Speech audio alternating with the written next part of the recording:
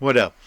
Cette vidéo donc qui s'intercale pour vous indiquer comment en fait sélectionner les luminaires. Alors moi je vous conseille donc d'aller sur le site sur les sites des fabricants.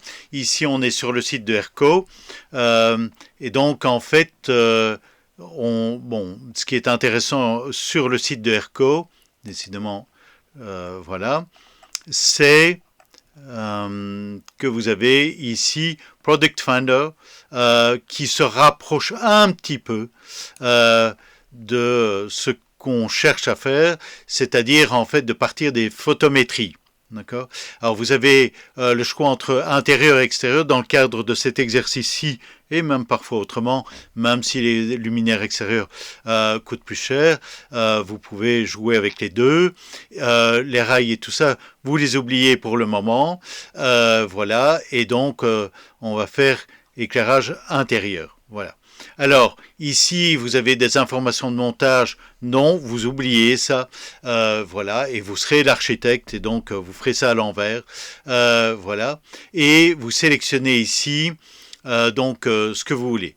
Et donc, ici, il y a énormément de produits au total. Et ce qui est intéressant, c'est que vous pouvez avoir des spots, des ovales et ainsi de suite. Et par exemple ici, un wall washer, puisqu'on en parlait tantôt. Voilà. Donc, vous prenez en fait, donc vous cliquez dessus et vous avez tout de même 27 gammes de produits qui peuvent vous satisfaire. Bon, pour le moment, testez-les un petit peu comme ça à l'aveugle. Voilà, on va prendre Pollux qui est nouveau pour vous montrer que voilà, tout peut fonctionner. Et là, ben, vous avez dans la gamme, vous avez 180 références. D'accord. Alors, bon, déjà, il faut les diviser par 3 parce qu'il y a noir, blanc et gris. Regardez un petit peu les lumens, mais voilà.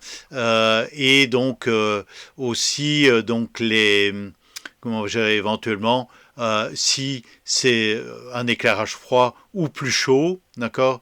Donc voilà. Donc ici on va prendre celui-ci, voilà, et on a enfin ce qu'on attend, qui est la photométrie. Donc ici, on est dans un wall washer, donc on a donc sur ceci, donc on a deux coupes, une sur l'axe 0-180 degrés et l'autre 90-270 degrés.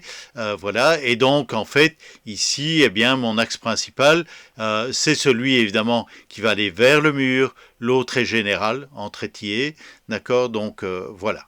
Alors, vous avez d'autres informations. euh, mais bon, ça je vous laisse les découvrir. Ce qui est important, c'est que ici, vous pouvez sélectionner les fichiers que vous voulez télécharger. D'accord. Et donc, en fait, nous, ce qui nous importe, c'est d'avoir le fichier Ulumdat. Je vous donc conseille, je redis ce que j'ai déjà dit en cours, mais de vous créer une bibliothèque de photométrie.